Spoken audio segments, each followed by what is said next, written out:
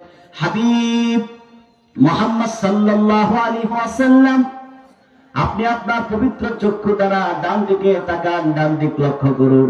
রাসূলুল্লাহ বলেন, আমি ডান দিক তাকালাম, চেহারা যখন ডান দিকে ঘোরালাম, আমি দেখলাম এত বেশি উম্মত, এত বেশি জনসংখ্যার আধিক্য, আকাশের সমতল ভূমি যেন আমার উম্মতের দ্বারা পরিপূর্ণতা লাভ করেছে।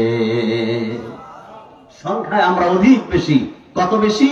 হাসরের মাঠে 120টি কাতার হবে, সে 120টি কাতারের মধ্যে 80 কাতার থাকবে আল্লাহ হাবিবের উম্মত, উম্মতে মুহাম্মাদি। বলেন সুবহানাল্লাহ। সংখ্যায় আমরা অনেক বেশি। আল্লাহ রাব্বুল আলামিন তার হাবিবকে ডাক দিলেন, হাবিব, মুসার উম্মত দেখে নিজের উম্মত দেখতে চেয়েছেন, আপনার উম্মত দেখলেন, রাজি হয়েছেন কিনা? আল্লাহ হাবিব বলেন, রাজি হয়ে গেলাম মাবুদ। আল্লাহ রাব্বুল আলামিন তার হাবিবকে আবার ডাক দিলেন, হাবিব মুহাম্মদ সাল্লাল্লাহু আলাইহি ওয়াসাল্লাম, এখানেই আপনার উম্মতের সংখ্যা শেষ না, এখানে যত উম্মত আছে তারা ছাড়াও আরো 70,000 উম্মত বিনা হিসেবে, বিনা আযাবে আল্লাহর জান্নাতে প্রবেশ করবে। রাসূলুল্লাহ সাল্লাল্লাহু আলাইহি সাল্লাম যখন বয়ান করছিলেন, আল্লাহ হাবিবের 70,000 স্পেশাল উম্মত বিনা হিসেবে, বিনা আযাবে আল্লাহর জান্নাতে যাবে।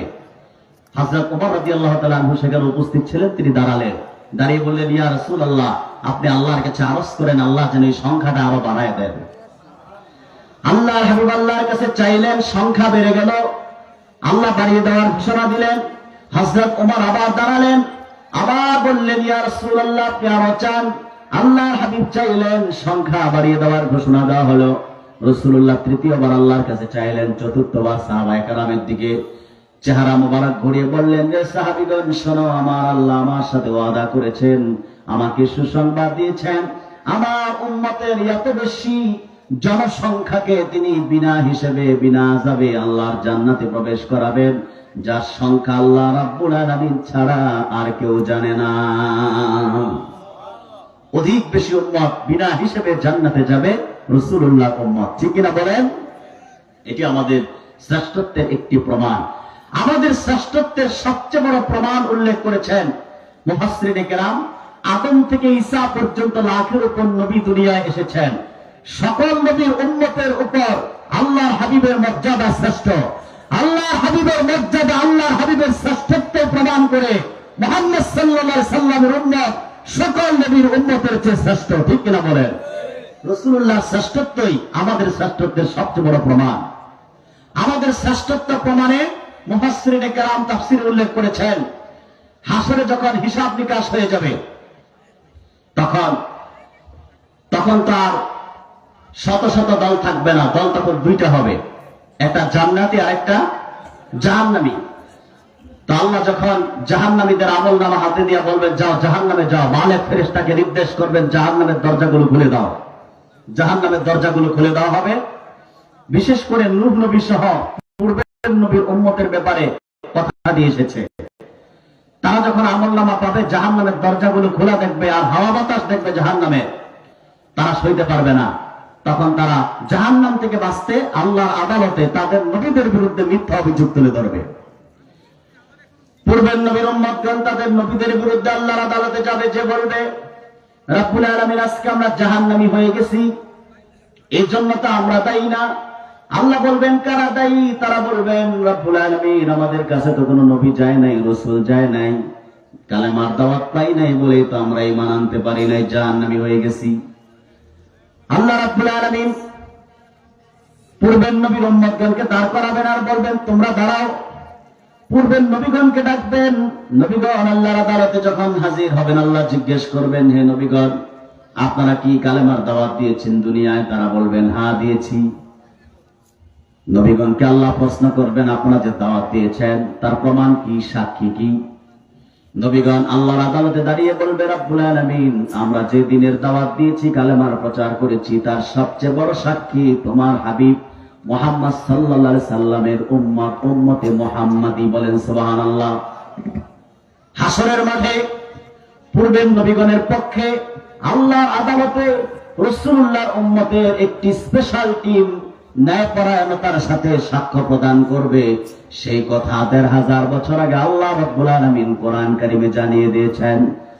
আল্লাহ রাব্বুল আলামিন বলেন, وَكَذَلِكَ جَعَلْنَاكُمْ أُمَّةً وَسَطًا لِتَكُونُوا شُهَدَاءَ عَلَى النَّاسِ وَيَكُونَ الرَّسُولُ عَلَيْكُمْ شَهِيدًا। আল্লাহ রাব্বুল আলামিন বলেন, হে মানব জাতি, তোমাদেরকে আমি মধ্যপন্থী উম্মত হিসেবে প্রেরণ করেছি, অর্থাৎ ন্যায়পরায়ণ জাতি হিসেবে তোমাদেরকে পৃথিবীতে প্রেরণ করেছি, যেন তোমরা হাসরে সত্যের পক্ষে, পূর্বের নবীদের পক্ষে ন্যায়পরায়ণতার সাথে সত্য সাক্ষী প্রদান করতে পারো। বলেন সুবহানাল্লাহ। সম্মানিত ভাইয়েরা, তাহলে আমরা শ্রেষ্ঠ জাতি, শ্রেষ্ঠ উম্মত। এই পৃথিবীতে আমাদের প্রেরণ করা হয়েছে মানব জাতির কল্যাণে, আর দুটো কর্মসূচি সারা দুনিয়ায় বাস্তবায়নে। কয়টা কর্মসূচি? একটি হচ্ছে সৎ কাজ প্রতিষ্ঠা, আর একটি হচ্ছে অসৎ কাজ প্রতিরোধ। সৎ কাজে আদেশ, অসৎ কাজে বাধা দিবে। আমর বিল মারুফ নাহি আনিল মুনকারের ব্যাখ্যায় মুফাসসিরিনে কেরাম উল্লেখ করেছেন, তিনটি শ্রেণী সৎ কাজে আদেশ করবে, অসৎ কাজে বাধা দিবে। কয়টি শ্রেণী? একটি হচ্ছে, প্রথম শ্রেণী হলো ওলামা, দ্বিতীয় শ্রেণী হচ্ছে ওমারা, তৃতীয় শ্রেণী হচ্ছে আওয়াম। ওলামা, ওমারা, আওয়াম। দেখেন, আমরা সৎ কাজে আদেশ করি। যে সাজুলিয়া দরবার শরীফ, এটি একটি হক্কানি দরবার, হক্কানি মাসলাক। এই মাসলাক থেকে এই যে আজকের 2 দিন ব্যাপী মাহফিল, এই মাহফিলটিও সৎ কাজে আদেশ, অসৎ কাজে বাধার অন্তর্ভুক্ত। ঠিক কিনা বলেন? এবং এই দরবারের সম্মানিত পীর সাহেব হুজুর, তিনিও দেশের বিভিন্ন প্রান্তে মানুষকে ঘুরে ঘুরে দাওয়াত দিচ্ছেন। সৎ কাজে আদেশ, অসৎ কাজে বাধার অন্তর্ভুক্ত। তবে আমরা অসংখ্য মানুষ সৎ কাজে আদেশ করি, কিন্তু অসৎ কাজে বাধা দেই না। ঠিক কিনা বলেন? অসৎ কাজে কেন বাধা দেই না? অসৎ কাজে বাধা দেওয়ার নির্দেশটা আল্লাহ হাবিব সাল্লাল্লাহু আলাইহি সাল্লাম কত সুন্দর বিশ্লেষণ দিয়েছেন। মান রাআ মিনকুম মুনকারান ফালইয়ুগাইয়িরহু বিয়াদিহি ফাইন লাম ইস্তাতি ফাবিলিসানিহি ফাইন লাম ইস্তাতি ফাবিকলবিহি ওয়া যালিকা আযাফুল ঈমান। তোমরা যখন দেখবা অসৎ কাজ হচ্ছে, হাত দিয়ে বাধা দাও।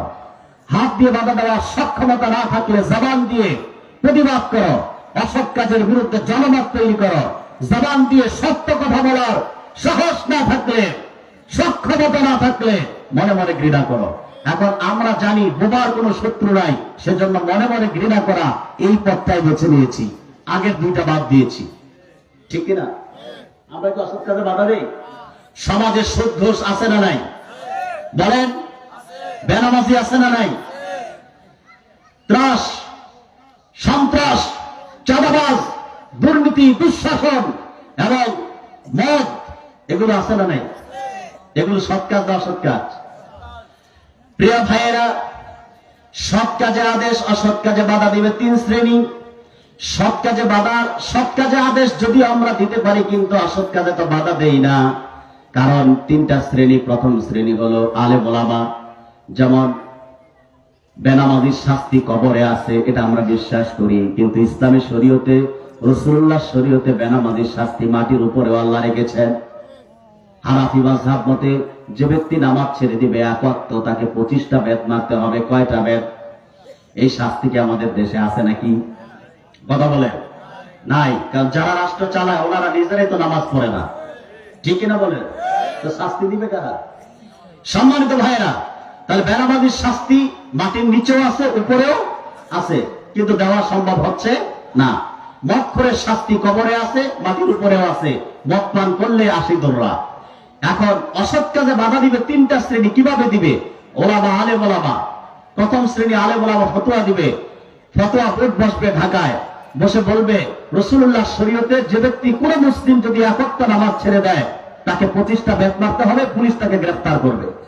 এই ফতোয়াটা দিবে আলেম ওলামা। ওমারা হচ্ছে শাসক, সরকার। সরকার তখন আলেমদের ফতোয়াটা সারা বাংলাদেশে কার্যকর করে দিবে যে আগামীকাল থেকে কোন মুসলিম 1 ওয়াক্ত নামাজ ইচ্ছাকৃতভাবে ছেড়ে দিলেই পুলিশ তাকে গ্রেফতার করবে এবং 25 বেত মারবে। সরকারের দায়িত্ব আইনটা কার্যকর করে দেওয়া, আর সাধারণ মানুষ আওয়াম, তাদের দায়িত্ব হলো সরকারের আইনটা মেনে নেওয়া, আনুগত্যের সাথে মেনে নেওয়া। তাহলে আমরা যাদেরকে রাষ্ট্র ক্ষমতায় পাঠাই, ওনারা নিজেরা কি মদের বিরুদ্ধে আইন করবে? বেনামাজির বিরুদ্ধে রায় দিবে? দিবে না। তাহলে কারা দিতে পারবে? সৎ কাজ প্রতিষ্ঠা করতে পারবে কারা? অসৎ কাজে বাধা দিতে পারবে কারা? বেনামাজির শাস্তি নিশ্চিত করতে পারবে কারা? মদখোরের শাস্তি কারা নিশ্চিত করতে পারবে? সেই তরিকাটাকে বলে দেব 1 মিনিটে। আল্লাহ রাব্বুল আলামিন বলেন, আল্লাযীনা ইম্মাক্কান্নাহুম ফিল আরদি ইয়াকামুস সালাতা ওয়া আতাউয যাকাতা ওয়া আমারু বিল মা'রুফি ওয়া নাহাউ আনিল মুনকার।